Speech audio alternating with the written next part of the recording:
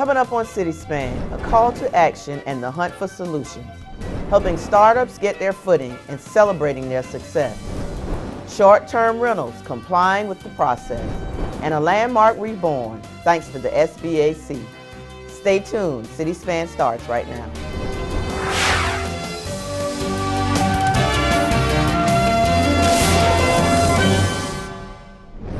Hello everyone, I'm Margaret Williams. Welcome to CitySpan, your source for news and information about Savannah City government. It's a new year, and government and community leaders have renewed their call to curb the recent spate of crime in our city. They've also stepped up efforts to reverse alarming trends among young black males.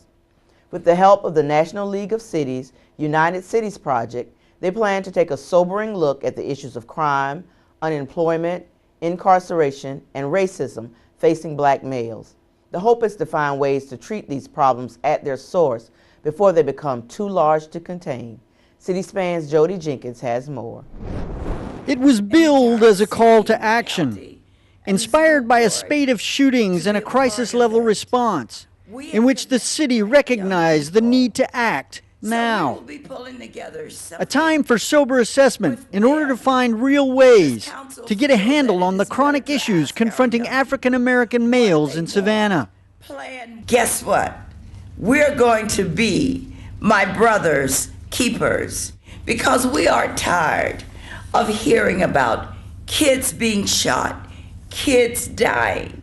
At that, Jackson handed over ceremonies to Mayor Pro Tem Van Johnson. Good morning.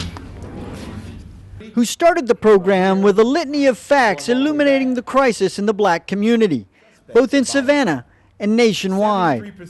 Homicide, the leading cause of death for black males between 15 and 34. Black males incarcerated on drug charges 20 to 50 times more than white males, despite using and selling drugs at a similar rate. In cities racked by the war on drugs, 80% of young African American men now have criminal records. If current trends continue, 1 out of 3 African American men will serve time in prison. And while there are no immediate answers, Johnson said this was a much-needed first step on the road to finding solutions. The significance is that today is a really courageous conversation about race. We have a segment of our community that is really overrepresented in almost every negative area in our community. It's our responsibility to bring this issue to the fore. It's our responsibility to start the conversation and really not point blame, but to come up with solutions. It's a point that National League of Cities senior fellow Leon Andrews drove home. He said not getting specific about issues affecting the black community for the sake of avoiding racial labels defeats the larger goal of universal equality, because the black community bears the brunt of the plague of crime. Andrews went on to say that there was no easy or clear solution to the issues facing Savannah's black community, but he said that beginning the conversation was a step in the right direction. Reporting for CitySpan, I'm Jody Jenkins. While it may be all the buzz in Boulder, Boca Raton, and Bellevue, Savannah has still got a ways to go. But one thing is for sure, the startup boom is on. A few years ago, you'd be hard-pressed to name even a few startups in Savannah. But now, thanks to the efforts of groups like the Creative Coast, which help get startups on their feet, it's hard to remember them all. It's a sign of the times. Just ask the guys at Atho, a local startup specializing in handheld Steadicams. The recent ribbon-cutting celebration morphed into a panel discussion about the glories and woes of startups in Savannah. I'd like to invest $50K in your company, maybe $100K depending on your terms.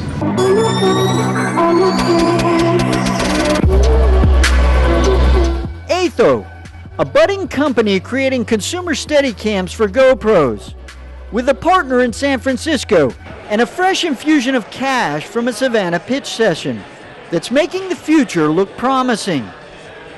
It's the kind of story that's creating a buzz and putting the public on notice that Savannah's startup culture is finding its legs. And while January's event was billed as a celebration of Athos' good fortune, it was really a broader look at the Savannah startup culture. What's good, what's bad, and what needs improvement. sharing war stories as an encouragement to those who are thinking of taking the plunge. By getting everybody into one room and trying to sort of cement and formalize all these different organizations, whether it's Creative Coast, whether it's Guildhall, whether it's CETA or the city or SCAD or whoever, trying to bring all these talented people into one room so that we can all come together with a singular voice and spread that core message out to not only Savannah and the surrounding areas, but hopefully the entire country. B. Ray, executive director of the Creative Coast, said Atho was the first company to take up residence in the Creators Foundry, which is home to the Creative Coast and the Advanced Technology Development Center connected to Georgia Tech. The Foundry is incubating a handful of companies, offering a co-working space, networking events, and cross-fertilization. I've seen it grow tremendously in the last 10 years. Right now, I have a hard time sort of rattling off the top 20 that are getting going, and I think a few years ago it would have been hard to come up with 20. Now there are more people gathering together where it's not one guy trying to do something, it's 2 or 3 people that have said, hey, let's get this done. Reporting for CitySpan, I'm Jody Jenkins. Vacation rentals are back in the news as enforcement of the city's recently approved short-term rental ordinance kicks into gear. As of early February, more than 100 property owners had applied for certification under the new rules, and those who haven't were being notified to do so or face penalties. Tourism Management and Ambassador Administrator Bridget Liddy explains the certification process and the consequences of failing to comply. And we ask that individuals who have short-term vacation rentals operating within the city of Savannah come in, fill out the application, and move forward with our certification process. So February, we're going to start going online and researching these different websites that advertise the vacation rentals and see if we have any record of them, and if they do not, we will go ahead and notify those property owners of the new process to ensure that they come into compliance. So the penalty is potentially going to court, and also a series of fines that have been established within the ordinance, and those fines range anywhere from $500 to $1,000. Coming up on CitySpan, Mountain Film Savannah, educating, inspiring, and motivating. And later, get your money back, Savannah. Tax prep made easy. My campaign for healthy kids and families is making it easier for families to get the help they need with health insurance. Your child qualifies for dental care, vaccination, doctor's visits, and prescription drugs. Call 311 for information or visit healthykidssavannah.org. Our kids' health, what matters most.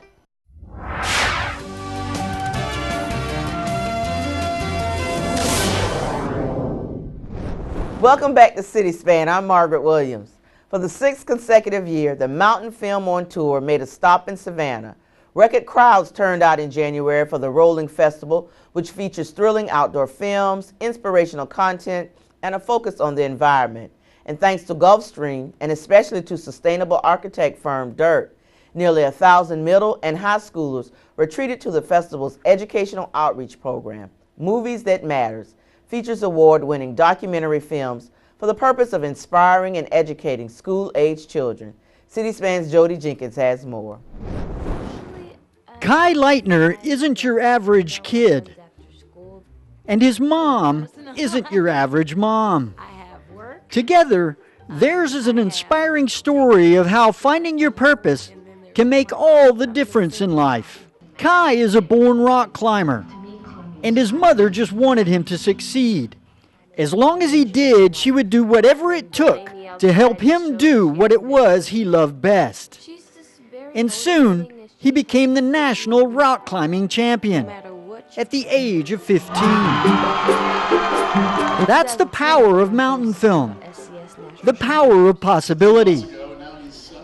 Leitner and his mom were on hand before a packed house in mid-January.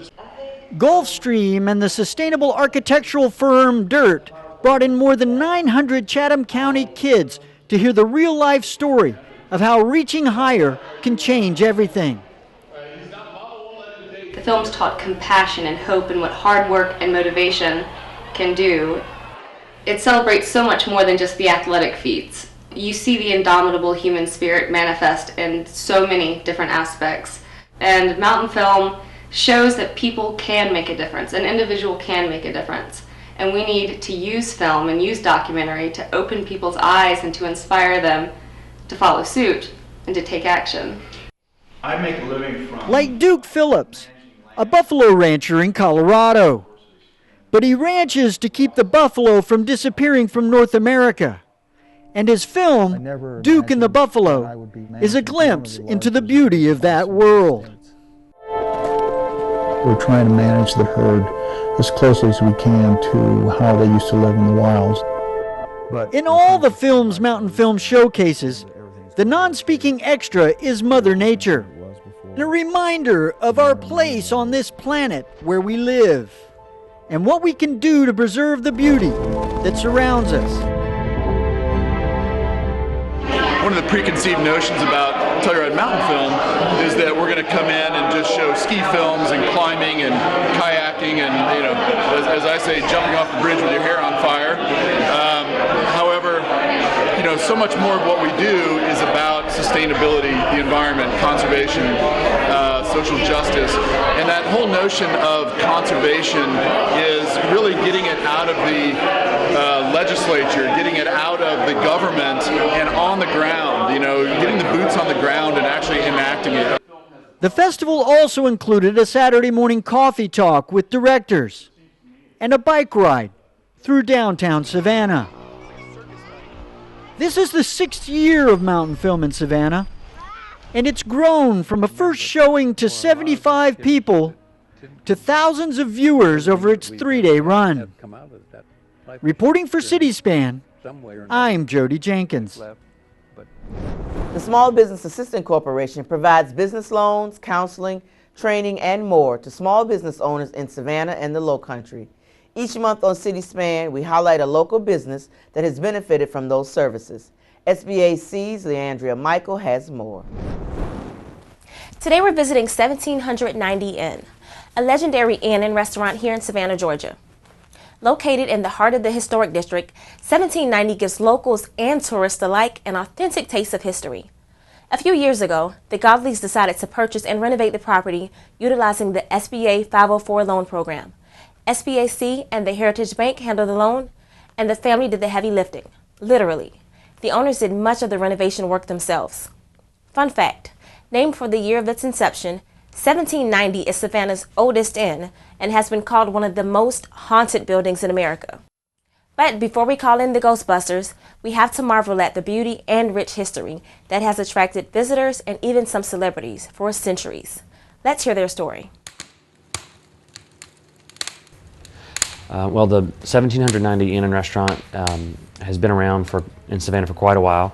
Opened as a bar and restaurant in the late 1960s, and then under a new ownership in the mid-1970s, the hotel was added to the property. The upper floors of the restaurant were remodeled, and 14 rooms were put in to make it into a bed and breakfast. It has had a few owners over the years, and my family took it over in October of 2010 with the help of the SBAC. We were able to get the money together and close on the loan and take over the business. My family's from Savannah, and I have helped my parents remodel a couple of historic properties downtown.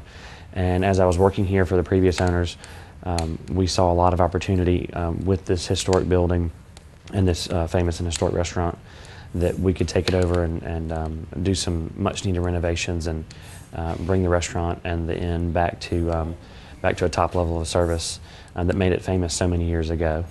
And as my parents were retiring, it was a second career opportunity for them, something my dad had always wanted to do, to have a bed and breakfast in the historic district downtown, being from Savannah. And I had the restaurant background, and so we together took on this venture, and again with the help of the SBAC, got the money to acquire the business. It was a lot of paperwork on the front end, but very much worth it. And the SBAC was very helpful and very instrumental in helping guide us through those processes. And without them, we would not have been able to have made this venture possible. I guess any advice that I would give to other prospective business owners, if anyone's first time going into a venture, as much as you think you know, there's always stones to be turned over and lessons to be learned. So my biggest advice would be to reach out to other business owners of the same type of business and ask them as many questions as possible. There are hurdles you don't see coming, and that would be probably my best advice, would be to just do as much research as possible, and to just ask any business owner what snuck up on you that you didn't see coming, and to try to be prepared for those things. That being said, I wouldn't have done anything very much differently. I think I would have just liked to have not been quite so surprised as those things came up. But it's been a great experience. These first almost 5 years now that we've had the business, we feel that we've done a lot to help the community. We've certainly had response from the neighbors and from the community at large. People are very happy to see the business growing again, happy to come back to this place that was for so many years a happy place for so many people. We have countless wedding proposals here in the restaurant. I have countless anniversaries and families coming back year after year. So it really feels like we're helping to be a good part of the community, and we have the SBAC to thank for that.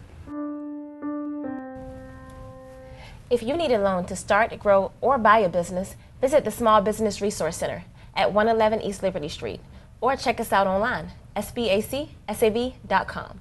Reporting for the Small Business Assistance Corporation, I'm Leandra Michael.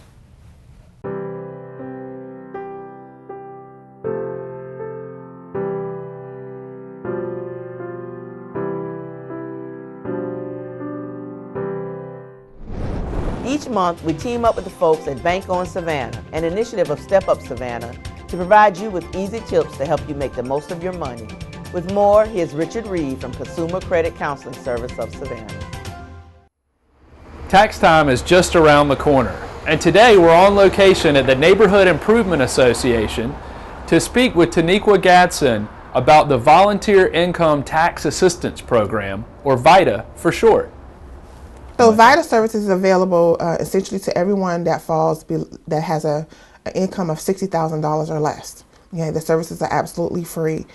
If someone believes that they are over that income limit but still want to take advantage of our services, we just ask them to call our office. We do have a partnership with another agency that may be able to do their return at a nominal fee, which will be far less than going to a paper paper. What kind of training do your volunteers go through? The VITA program, again, is, you see the first letter in it is volunteerism. So we try to promote that, get people to help us prepare returns for individuals who qualify for the credit and who also qualify to go to a VITA sites. We go through an IRS training.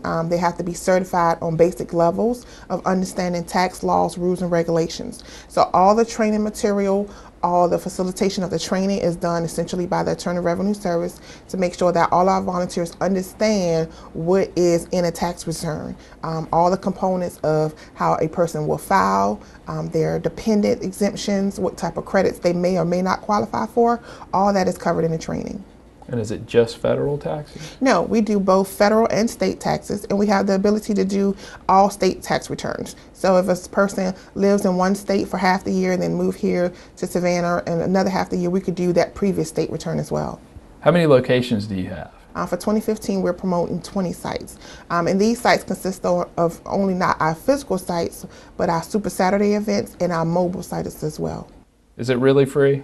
It's really free. It's like absolutely free. There's no charge for it. So we do electronic filing for the individual. They have the option of doing direct deposit into their own return, and we try to promote that because the IRS is trying to promote a more paperless system.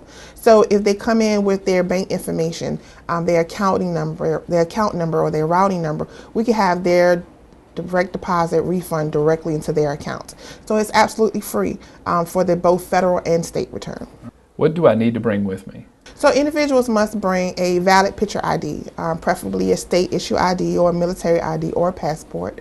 They have to bring their Social Security card, and it has to be the Social Security card for them and all the dependents that they're claiming on their tax return. Okay, and then all their wage statement, like their W-2 forms, their unemployment statements, Social Security, disability, whatever they get in their income from, they have to bring that documentation with them so we can know how we're filling out the return based on those documentation. If they signed up for the marketplace to receive health care coverage, they must bring the health care coverage form from the marketplace. So that's a new requirement this year. So that's why we are partnering with Healthy Savannah and the rest of these community outreach networks to make sure they understand how the two become hand in hand. What are the options if I want to try to save my refund? So saving is a big thing. So just by coming to a VitaSite, again, you're already saving because you're coming and getting your return prepared absolutely free, whereas a paid prepare charge per return and per filing fee based on their filing status. We do all that for free. So that's the first saving. The second saving is you can have it go directly into your account, and then you can split your refund. You can put some in your checking account and you can put some in your savings account. You can split it up into 3 accounts, or you can purchase a savings bond for yourself or any of your dependents. This year, don't spend hundreds of dollars having your taxes prepared. Keep all of your refund in your pocket by contacting the Neighborhood Improvement Association about the VITA program. Until next time, I'm Richard Reeve, and you can bank on this. Still to come on City Span, out with the old, in with the new. A public-private partnership improves an Eastside street. And later, raising Savannah's bicycle consciousness and helping those in need. Are you a low-income homeowner in the city of Savannah? If so, you may be eligible for the city's free volunteer summer home repair program. Work may include ramp and fence repairs and exterior painting. Only single-story homes are eligible. Applications are being accepted through April 15th. For more information, call the City of Savannah at 651-6517.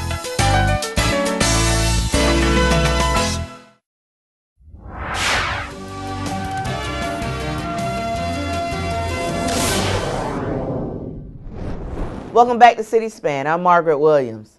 The city began a partnership last month to remove unsightly and problematic trees on the city's east side. Interim Park and Tree Director Gordon Denny explains. This project will involve the removal of about 18 trees, most of which are sweet gums, and they're all underneath primary lines that are high maintenance for Georgia Power as well as for the city of Savannah. So the idea is to remove these trees. Georgia Power will safe them off the lines. They'll get them a safe distance off the lines, and we will come back and remove the remaining portions of the trees. We'll grind the stumps, and then we will prepare planting sites for 24 new single stem crepe myrtles. The plantings will be done through an effort with the Savannah Tree Foundation and the Savannah Youth Council volunteers. In addition to interfering with power lines, the sweet gum tree's spiky fruit causes a mess on sidewalks and along streets. The crepe myrtle trees will require much less maintenance and will create a more attractive streetscape. And while the east side effort between Georgia Power and the city is new, Denny hopes to expand it to other areas of the city as needed. Look for the new crepe myrtles to be planted sometime this month. From the Savannah Bells Ferry and the DOT Downtown Shuttle to environmentally friendly hybrid buses and a bike share program, Chatham Area Transit, or CAT, is an important piece of Savannah's transportation plan, providing a variety of options for residents and tourists. CAT's Patricia Hawkins has more. Hi, I'm Patricia Hawkins with your monthly CAT update. Chatham Area Transit's Demand Response Paratransit service is currently in the process of beginning a new eligibility process. The goal of the new process is to ensure that only persons who meet the regulatory criteria are regarded as eligible for the service. Eligibility is based on limitations to an individual's total abilities, not just the presence of a disability. After submitting an application, a prospective paratransit passenger will meet with a member of the CAT Mobility staff for an in-person interview. The staff member will determine if a functional assessment is needed after the interview. If deemed necessary, the applicant will have an appointment scheduled with the St. Joseph Candler Outpatient Department located at 4704 Augusta Road in Garden City for a functional assessment. Final eligibility to the service will be determined within 21 days from the in-person interview. For more details, contact Kim Anderson, CAT Mobility Manager at 912-629-3952 or via email at kim.anderson@catchacat.org. Finally, Chatham Area Transit is preparing for the biggest day of the year in Savannah, St. Patrick's Day. Stay tuned for schedule and rerouting information via local media and our website at catchacat.org. That's it for this month's updates. Until next time, I'm Patricia Hawkins, and as always, thank you for catching a cat. And finally on City Span, whether it's kids or resettled refugees, lives can be completely changed by the freedom a bicycle offers. That's the motivation behind a new bicycle initiative launched in January, aimed at helping those who lack transportation. Using volunteer labor, New Standard Cycles take donated bikes, refurbishes them, and donates the bikes to those in need. It's another example of Savannah's expanding bicycle consciousness, and while the city is fast becoming one of the top cycling cities in the Southeast. City Span's Jody Jenkins has more. At first glance, it seems like any other bicycle repair shop. But in fact, it's a community in action.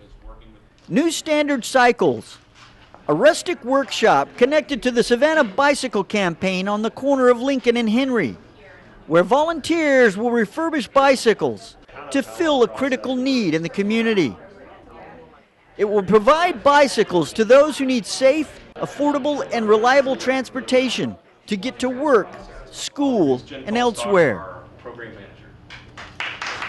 So the idea is there are a lot of people who live or have moved to Savannah that don't have access to transportation, and they'd be in that category of people that bike by necessity.